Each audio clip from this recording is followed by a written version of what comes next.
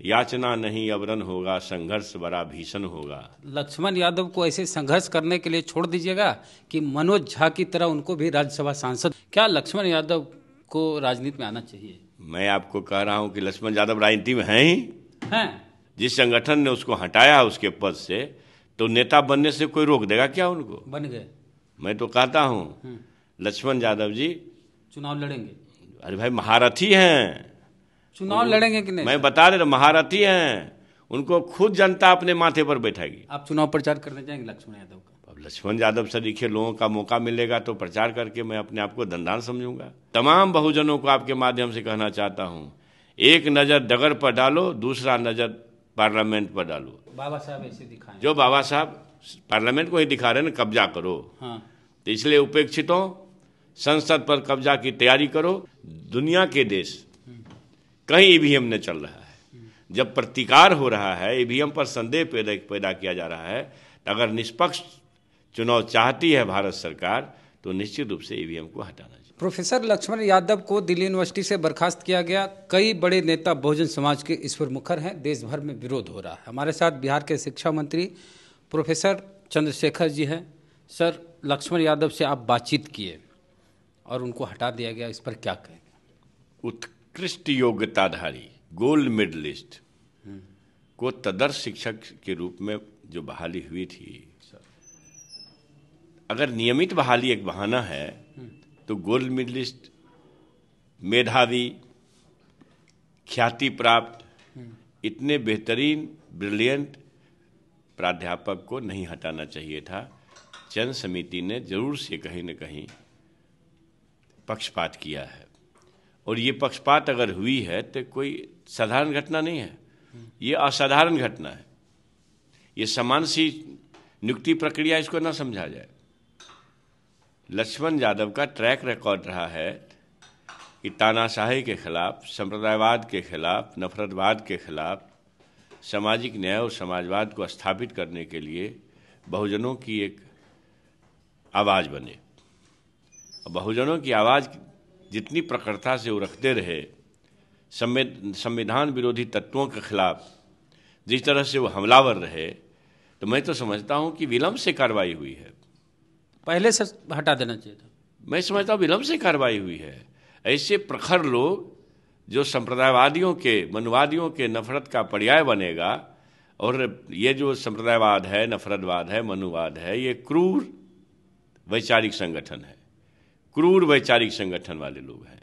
ये जो संविधान को के पक्ष में खड़े लोगों के खिलाफ कौन कौन सी कार्रवाई आज से नहीं, सदियों से हुई है। आप भी प्रोफेसर हैं सर, और लक्ष्मण यादव भी प्रोफेसर हैं, विचारधारा भी समान है। वो ठीक बात समझिए ना, तो एक बिरादरी वाले हो गए, प्रोफेसर बिरादरी। वो ठीक है, मेरी बात तो सुनिए ना। मैं बात किया और लक्ष्मण यादव जी के संबल बनने का प्रयास किया, और मैं लगातार संपर्क में हूँ। मैं उनके पक्ष में ट्वीट भी किया हूँ, पोस्ट भी किया हूँ। तो उनके पक्ष में पोस्ट करके, ट्वीट करके मन हल्का नहीं हो रहा। ये संपूर्ण जो बहुजन समाज है, जो संप्रदायवाद विरोधी, नफरत विरोधी, मनुवाद विरोधी, जो हमारे समाज के लोग हैं, टुकड़ों में बटे हुए लोग, जिनके लिए बाबा साहब ने कहा कि शिक्षित बनो, संगठित रहो, संघर्ष करो। शिक्षित बने भी मगर संगठित हो न रहे हैं। तो ये जो अम्बेडकरवादी लोग हैं, अम्बेडकर को साहब को मानने वाले लोग हैं, उन लोगों के सामने चुनौती दी गई है कि जो बोलेगा, जो दहाड़ेगा, वो लक्ष्मण यादव की तरह उसका कत्ल होगा। ये कत्ल है ना, सामाजिक राजनीतिक कत्ल है ना। ये नौकरी से बेदखल करना एक नौजवान आदमी को, ये भाई ये तो गलत दस्तूर है ना। लक्ष्मण वध हो गया। तो मैं ये कह रहा हूं कि जिन पाखंडियों ने, जिन षड्यंत्रकारियों ने महात्मा फूले, पेरियार, जननायक, कर्पूरी ठाकुर जैसे लोगों को अपमानित किया लगातार, हमारे महाराज शंभुक महाराज का वध किया, शहीद जगदेव बाबू का कत्ल किया, तो जो इस क्रूरता की हद तक जा सकता है, सामाजिक न्याय के योद्धा आदरणीय लालू प्रसाद जी को अकारण सजा देना, उसके पीछे काम करना, उसके लिए षड्यंत्र करना, और फिर जो दूसरे लोग थे क्योंकि बड़ी जाति के थे वो सजा मुक्त हो गए, तुरंत बेल हो गया।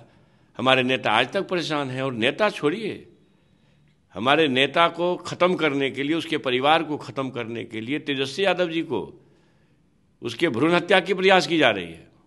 पॉलिटिकल भ्रूण हत्या जी, भ्रूण हत्या की प्रयास की जा रही है। ये देख लिया कि तेजस्वी यादव में तेज है, लालू का यह लाल संप्रदायवादियों को खदेड़ सकता है, नफरत वालों को खदेड़ सकता है, झंडा गाड़ सकता है सामाजिक न्याय और समाजवाद का, तो उसको भी टारगेट बना रहा है लोग। बाबा साहब ने कहा शिक्षित बनो, संगठित रहो, संघर्ष करो। तो शिक्षित भी बन गए मगर संगठित हो ना पा रहे हैं।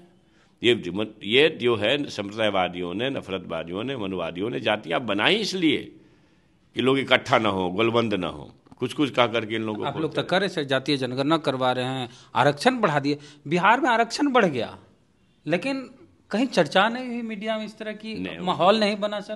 कहाँ कमी रह गई आप लोग में? पूरी तरह से जो गोदी मीडिया जिसको आप लोग कहते हैं, वो जो नेशनल चैनल है, बहुजन मीडिया को मैं उसमें शामिल नहीं कर रहा हूँ। जो यूट्यूबर हैं या सोशल मीडिया वाले हैं, बहुजन मीडिया ही हम लोगों की ठाती है, वही हम लोगों की बात को एक जगह तक पहुंचा रही है। चाहे वो नेशनल दस्तक हो कि आपका वेद प्रकाश जी का अपना चैनल हो, तो वही आप ही लोग के माध्यम से कुछ बातें जा रही है। नहीं तो सब चीज़ ख़त्म कर दिया था, यही में कुछ जिंदा है। दिक्कत ये है कि जो लोग क्रूरता के हद तक जा सकता है, उसके खिलाफ जो इतना बड़ा समाज है, जिसको आदरणीय माननीय बिहार के मुख्यमंत्री ने जो अभी अभी जाति गणना कराया और आरक्षण के स्तर को 49% से 50% बढ़ा करके 65% किया, दलितों को, आदिवासियों को 100% आरक्षण दिया। इनका 100% रहता भी है सर। दलित का जितना आबादी है उतना % आरक्षण रहता है शुरू से ही, और आदिवासी के साथ भी यही मसला है, लेकिन ओबीसी को कम मिला। अच्छा नहीं, मेरी बात समझिए ना, 27% को 43% किए। राज्य बिहार इस देश का दूसरा राज्य बना है तमिलनाडु के बाद। 68% वहाँ है, 65% यहाँ होगा। 69 वहाँ तो 69 है तो 65 यहाँ है।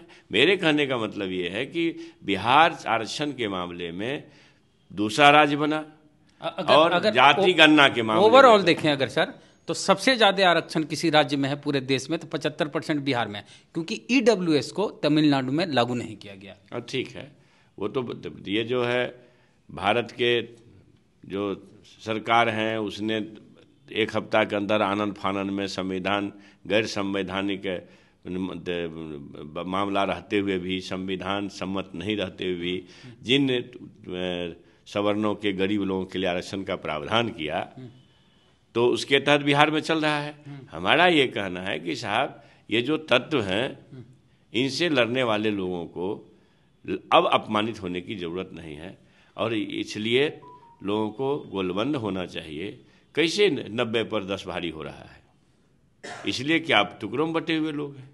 तो टुकड़ों में बटे हुए लोगों के लिए एक सीख है कि अब भी समय है, और लक्ष्मण यादव ना बनो, और शंभुक और जगदेव बाबू मत बनो, और जननायक कर्पूरी ठाकुर और महात्मा फूले पेरियार की तरह अपमान मत सहो। ठीक है, अब कम से कम भ्रुकुटी तानो, और फिर याचना नहीं अवरन होगा, संघर्ष बड़ा भीषण होगा। लक्ष्मण यादव को ऐसे संघर्ष करने के लिए छोड़ दीजिएगा कि मनोज झा की तरह उनको भी राज्यसभा सांसद भेजिए, बनाइए। ये बात आप कह रहे हैं, जो सुरमा होते हैं ना, सुरमा राह बनाते हैं, लक्ष्मण यादव सुरमा है। तमाम बहुजनों को आपके माध्यम से कहना चाहता हूँ, एक नज़र डगर पर डालो, दूसरा नज़र पार्लियामेंट पर डालो। डगर पर इसलिए कि रास्ते में कील कांटे हटाओ, और एक नज़र दिल्ली के तख्त पर डालो। बाबा साहब ऐसे दिखाएं, जो बाबा साहब पार्लियामेंट को ही दिखा रहे हैं, कब्जा करो। हाँ। तो इसलिए उपेक्षितों, संसद पर कब्जा की तैयारी करो, 20 से 24 चूके ना, इसका पूरा इंतजाम। अच्छा, एक बात आ रही है, लक्ष्मण यादव को राजनीति में आ जाना चाहिए। आप भी प्रोफेसर हैं, आप भी राजनीति में आए, आज शिक्षा मंत्री बिहार में, क्या लक्ष्मण यादव को राजनीति में आना चाहिए? मैं आपको कह रहा हूं कि लक्ष्मण यादव राजनीति में हैं ही हैं। मेरी बात समझिए तो सही। जो इतना बड़ा पैरोकार है और इतने खतरनाक संगठन का जो दुश्मन से जो दुश्मनी हुई है, जिस संगठन ने उसको हटाया उसके पद से, तो नेता बनने से कोई रोक देगा क्या उनको? बन गए। मैं तो कहता हूँ जो ये समर शेष है, समय आ रहा है, लक्ष्मण यादव जी चुनाव लड़ेंगे।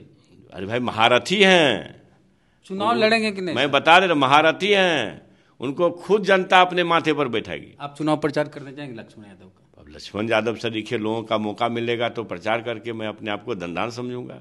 एगो ईवीएम को लेके क्या कहते हैं सर? ये चुनाव अभी 3 गो भाजपा जीत गई है, तो कुछ कांग्रेस के नेता ईवीएम कर रहे हैं। देखिए, मैं तो तकनीकी विशेषज्ञ नहीं हूँ, लेकिन जो बातें आ रही है उधर से कि बसपा के उम्मीदवार थे,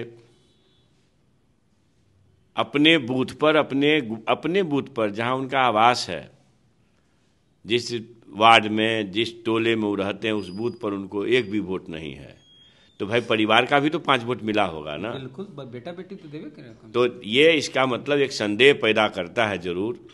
अब मैं तो उसका विशेषज्ञ हूँ नहीं, लेकिन तमाम दुनिया के देश कहीं ईवीएम न चल रहा है।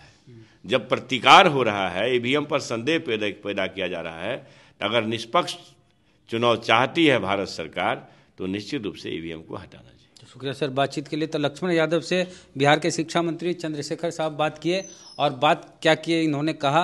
और एक छोटी सी बात आप बोले सर कि लक्ष्मण यादव से जब आप बात किए तो आप बोले कि छोटी सी नौकरी गई है, बड़ा मकाम हासिल होगा। इसका क्या मतलब हुआ सर? तो क्या आपको लगता है कि लक्ष्मण यादव छोटे मकाम पर है? जान लीजिए, जो तेज है लक्ष्मण यादव में, जो विचार है उसके अंदर, वो जनता खुद ही उसके लिए राह बनाएगी।